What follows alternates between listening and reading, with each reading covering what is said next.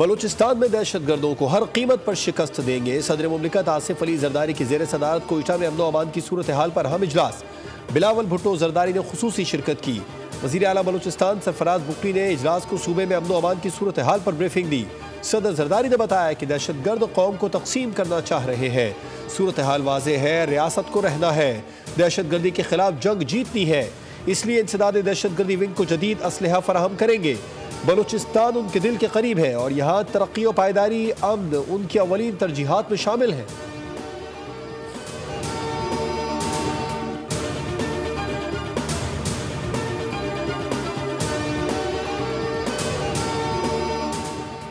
वज़ीर आज़म शहबाज शरीफ 4 रोज़ा दौरे सऊदी अरब पर जद्दा पहुँच गए। नायब गवर्नर शहजादा सऊद बिन मशल बिन अब्दुल अजीज़ आल सऊद ने वज़ीर आज़म का इस्तकबाल किया। वफ़द में नायब वज़ीर आज़म इसहाक़ डार, वज़ीर आला पंजाब मरीम नवाज़ और अहम वफाकी वज़रा और आला हुक्काम शामिल हैं। दौरे में वज़ीर आज़म शहबाज शरीफ सऊदी क़यादत से मुलाकातें करेंगे। वज़ीर आज़म उम्रा की सादत भी हासिल करेंगे।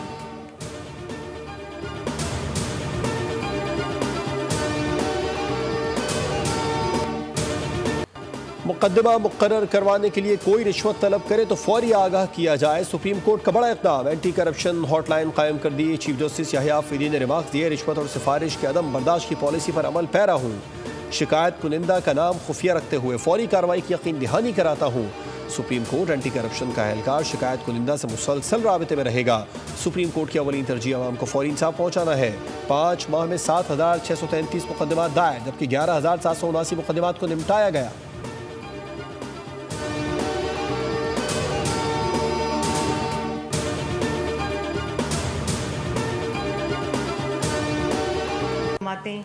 तमाम सियासी मुखालफीन, तमाम अस्करी क़यादत मौजूद थी और पार्लियामेंट के अंदर एक ज़ुबान होकर दहशत गर्दी और दहशत गर्दों के ख़िलाफ़ एक एलानिया आया। उस एलानिए के ऊपर सिर्फ एक जमात के दस्तखत नहीं थे। दहशत गर्द मुल्क की सलामती और बका के दुश्मन होते हैं। बानी PTI उनकी पार्टी का वाज़ेह पैगाम है कि हम दहशत गर्दी के खिलाफ कौम के साथ नहीं हैं। तमाम सियासी जमातें मुखालिफत भुलाकर पार्लियामेंट में मौजूद थीं। सीनियर वज़ीर पंजाब मरीम औरंगज़ेब की न्यूज़ कॉन्फ्रेंस, कहा बानी PTI मुल्क की सलामती के हर इजलास में गैर हाजिर रहे। आज दहशत गर्दी के खिलाफ माजी जैसे जज्बे, सोच और इत्तेहाद की ज़रूरत है।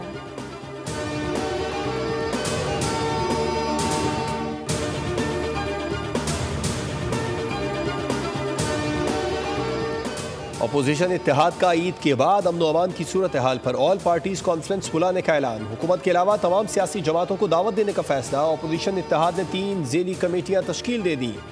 ऑल पार्टीज कॉन्फ्रेंस कमेटी की सरबराही लतीफ़ खोसा करेंगे।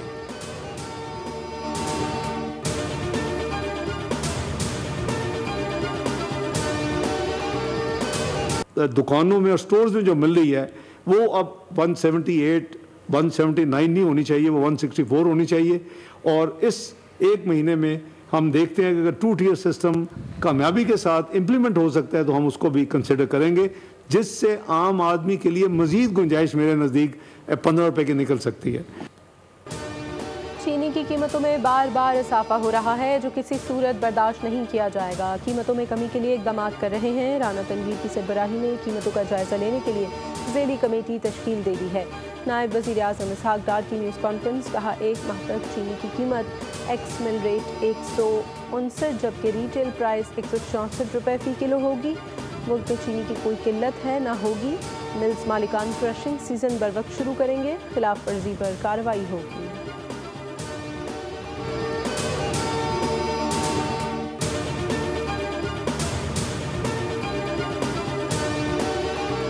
गुजर गया सर, चीनी महंगी होती रही है, किसी को ख्याल ही नहीं था। अब गवर्नमेंट को जाके ख्याल आया, 18 रोज़े गुजर गए हैं। अब जब तक ये अपना प्लान एग्जीक्यूट करेंगे तब तक तो मतलब रमज़ान ख़त्म होंगे, तो शायद इनका जो अभी का प्लान है वो 2026 के लिए अप्लाई हो। चीनी की कीमत है ना क्यों कंट्रोल करन जी, जिस टाइम मिल मालकान ही सारे जड़े माफी हैं वो आप हुकूमतां दे विच बैठे हो। तब तक रमज़ान गुजर जाएगा, क्या फ़ायदा इस चीज़ का। ये अगर उन्होंने फ़ैसला लेना था तो रमज़ान शरीफ से पहले लेते। 18 रोजे गुजर गए, हुकूमत को अब चीनी की कीमत का ख्याल आ रहा है। शहरियों का इसहाक़ डार के बयान पर हैरत का इजहार। बोल के माइक पर बोले 2 माह से चीनी की कीमत में मुसलसल इजाफा हो रहा था। उस वक्त क्या हुकूमत सो रही थी?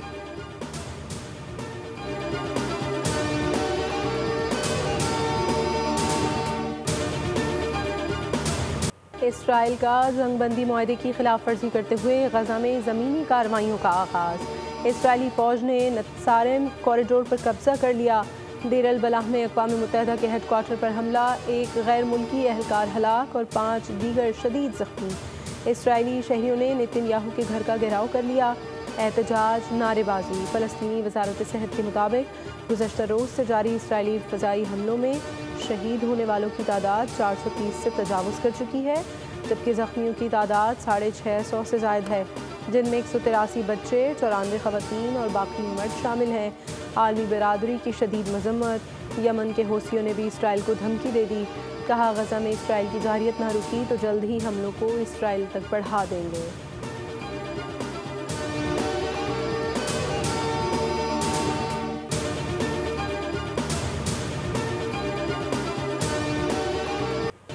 पाकिस्तानी नजाद ऑस्ट्रेलियाई क्रिकेटर उस्मान ख्वाजा ने एक बार फिर फ़लस्तीन के लिए आवाज़ उठा दी। ऑस्ट्रेलिया के ओपनिंग बल्लेबाज उस्मान ख्वाजा ने ट्रेडपोर्ट पोस्ट में लिखा कि गजा में बगैर किसी वजह के जंगबंदी को ख़त्म किया गया और सिर्फ एक दिन में 123 बच्चे मारे गए। तसव्वुर करें, अगर इसराइल में इस तरह बच्चे मारे जाते तो दुनिया किस तरह का रद्द अमल देती और गुस्से का क्या आलम होता। बदकिस्मती से तमाम जिंदगियाँ बराबर नहीं हैं।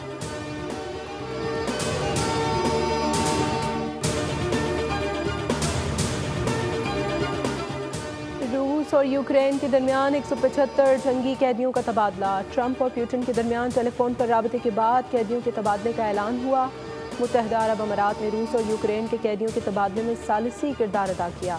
रूसी वजारत दिफा ने कैदियों के तबादले की तस्दीक करते हुए कहा कि रूस ने 22 ज़ख्मी यूक्रेनी फ़ौजियों को भी रिहा कर दिया है।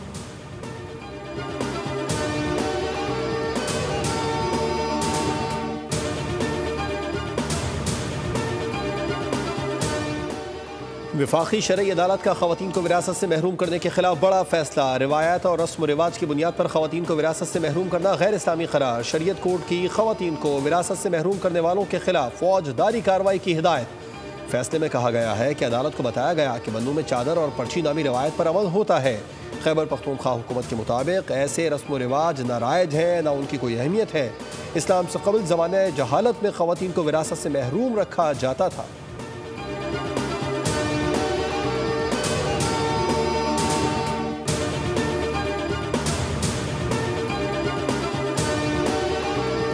साबिक कमिश्नर कोयटा इफ्तिखार जोगज़ई की बेटी साइमा ने कोयटा से इस्लामाबाद जाने वाली निजी एयरलाइन की फ़्लाइट में एयर होस्टेस पर हमला कर दिया।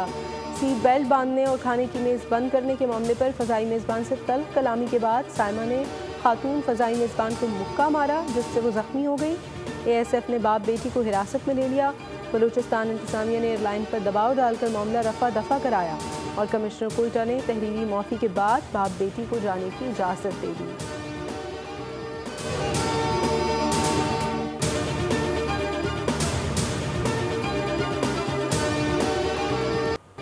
जमीयत उलमा इस्लाम फ़े की मरकज़ी रहनुमा और साबिक सेनेटर हाफिज़ हुसैन अहमद कोयटा में इंतकाल कर गए। हाफिज़ हुसैन अहमद गुर्दों के आर्जे में मुब्तला थे। हाफिज़ हुसैन अहमद का शुमार मौलाना फजलुर रहमान के करीबी साथियों में होता था। अहले खाना के मुताबिक नमाज जनाजा का ऐलान बाद में किया जाएगा।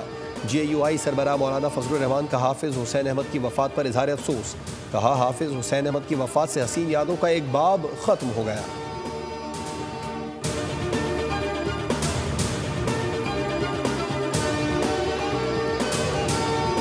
कराची में मुख्तलिफ पानी के मंसूबे चीन के ताउन से शुरू करने जा रहे हैं। सोलर प्रोजेक्ट्स भी चीन के ताउन से बढ़ाएंगे। वज़ीर आला सिंध की चीन के काउंसिल जनरल योंग योनडोंग से मुलाकात में गुफ्तगू। CPEC के जारी मंसूबों नए प्रोजेक्ट्स पर दौरान मुलाकात बातचीत। कहा, बिलावल भुट्टो चीन के साथ ताल्लुकात को खुसूसी अहमियत देते हैं। वज़ीर ख़ारजा की हैसियत से बिलावल भुट्टो के चीन के दौरे बहुत अहम रहे।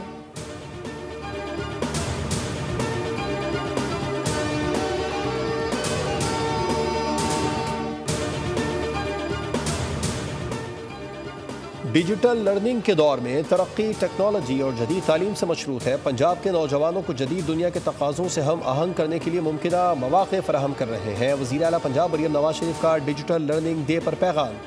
कहा, सरकारी स्कूलों में स्मार्ट क्लासरूम्स और डिजिटल लैब बना रहे हैं। लाहौर में पाकिस्तान का पहला मुनफरिद नवाज शरीफ IT सिटी बना रहे हैं।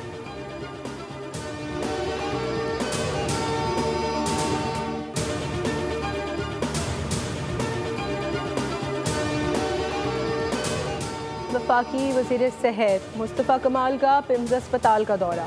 इंतज़ामिया की जानिब से तफसीली ब्रीफिंग दी गई। वज़ीर सेहत की अस्पताल को दरपेश चैलेंजेस, सिफारिशात, तजावीज़ और मुस्तक़बिल के मनसूबों से मुतालिक रिपोर्ट फ़ौरी जमा कराने की हिदायत। कहा, हमें मरीजों की तकलीफ को कम करना है, ना कि इजाफा। हमें अपनी जिम्मेदारियों को ईमानदारी से निभाना होगा।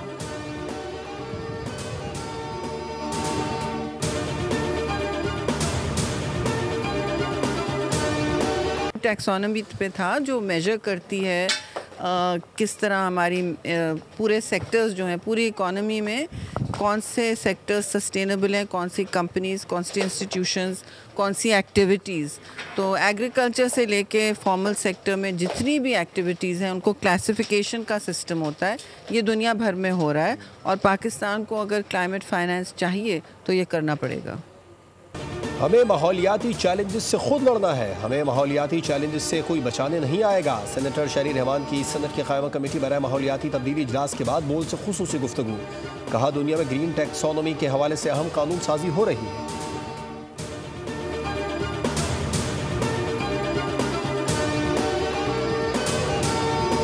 ईद उल फितर 31 मार्च बरोज़ पीर को हो सकती है। माह शवाल का चांद 29 मार्च को 3:58 पर पैदा होगा। महकमा मौसमियात ने बता दिया। कहा, 30 मार्च को चांद की उम्र 27 घंटे होगी। माह शवाल का चांद बासानी देखा जा सकेगा। चांद 1 घंटे तक देखा जा सकेगा। हुकूमत का ईद उल फितर पर 3 दिन की तातीलात का ऐलान। 31 मार्च से 2 अप्रैल तक ईद की सरकारी तातीलात होंगी।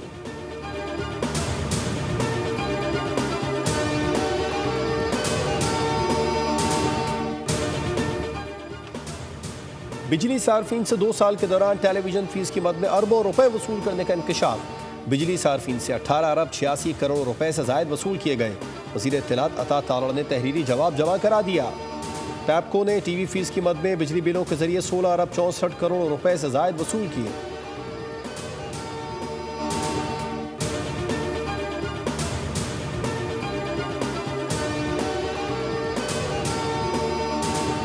हमारा इश्क हमारा प्यार सिर्फ पाकिस्तान। ISPR ने यौम पाकिस्तान की मुनासबत से खुसूसी नगमे का टीज़र जारी कर दिया। टीज़र में मारूफ पाकिस्तानी गुलकार आतिफ असलम ने अपनी आवाज़ का जादू जगाया है। ये नगमा यौम पाकिस्तान पर रिलीज़ किया जाएगा। ये नगमा पाकिस्तानियों के जोश, वलवले और यकजहती की अक्कासी करेगा।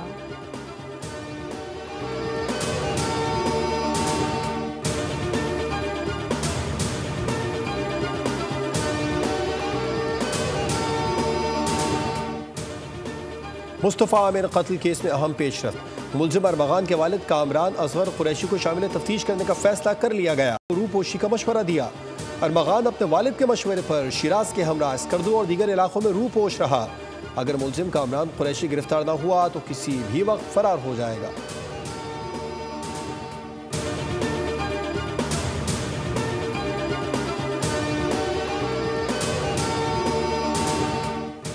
रवा साल के 78 रोज़ के दौरान डाकू ने 22 शहरियों को मौत के घाट उतार दिया। माह रमज़ान में 7 शहरियों को डाकू ने मज़ाहमत पर कत्ल किया।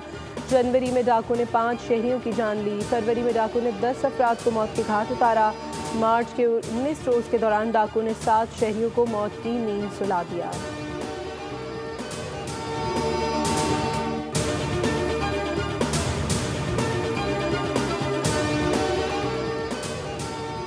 शेरशाह थाने की हुदूद में सब इंस्पेक्टर शरबत की बोतल मुफ्त ले गया। वाक़े की CCTV सोशल मीडिया पर वायरल हो गई। वीडियो में मुफ्त शरबत की बोतल लेने के लिए मास्क उतार कर अपना चेहरा भी दिखाया। काउंटर पर खड़ा शख्स बोला, मैं तो काम करने वाला हूँ। सब इंस्पेक्टर ने जवाब दिया, कोई बात नहीं, मालिक आए तो उसको बता देना। SSP मददगार 15 का नोटिस सब इंस्पेक्टर जावेद मुअत्तल। तर्जुमान कराची पुलिस के मुताबिक मज़ीद इंक्वायरी के अहकाम जारी कर दिए गए।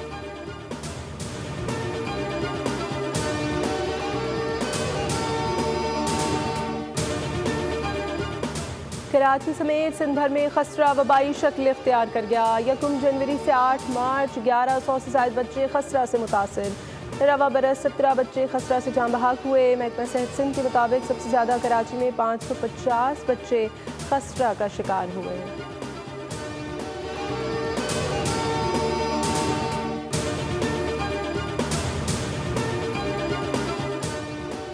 सुना है कि चैंपियंस ट्रॉफी में 29 अरब रुपए का खर्चा हुआ और आमदन 1 अरब के लगभग हुई। चेयरमैन पब्लिक अकाउंट्स कमेटी ने अखराजात की तफसीलात तलब कर ली। चीफ फाइनेंस अफसर PCB ने कहा कि ये बात दुरुस्त नहीं, ये टूर्नामेंट ICC का था। ICC का चैंपियंस ट्रॉफी का बजट $7 करोड़ था। आइंदा इजलास में PCB के चेयरमैन मोहसिन नकवी को तलब कर लिया गया। चेयरमैन PSE जुनैद अकबर की ज़ेर सदारत इजलास में PSL सीज़न 8 के लिए 2 अरब रकम की तकसीम न होने से मुतालिक ऑडिट पैरा का जायजा लिया गया। ऑडिट हुकाम ने ब्रीफिंग दी कि PCB और फ्रेंचाइजर्स के दरमियान ये रकम तकसीम नहीं की गई।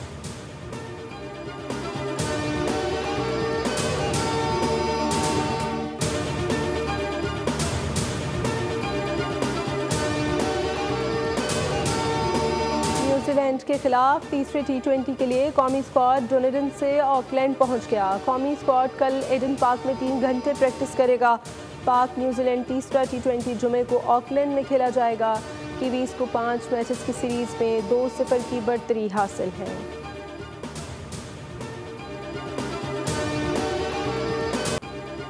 पाकिस्तान सुपर लीग सीजन 10 की ट्रॉफी का मुल्तान का दौरा। ट्रॉफी को मुल्तान क्रिकेट स्टेडियम में नुमाइश के लिए रखा गया। मुल्तान सुल्तान्स के खिलाड़ियों और दीगर ने ट्रॉफी के साथ तस्वीर बनवाई। ट्रॉफी की दरगाह शाहरुख आलम SOS स्कूल, आमना पब्लिक स्कूल और तरीन अकेडमी में नुमाइश की गई।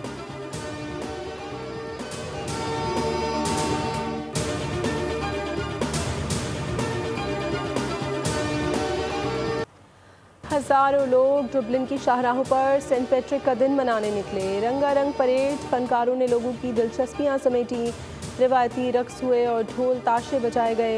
ये आयरलैंड का सालाना त्यौहार है जिसे सेंट पैट्रिक के यौम वफात पर मनाया जाता है।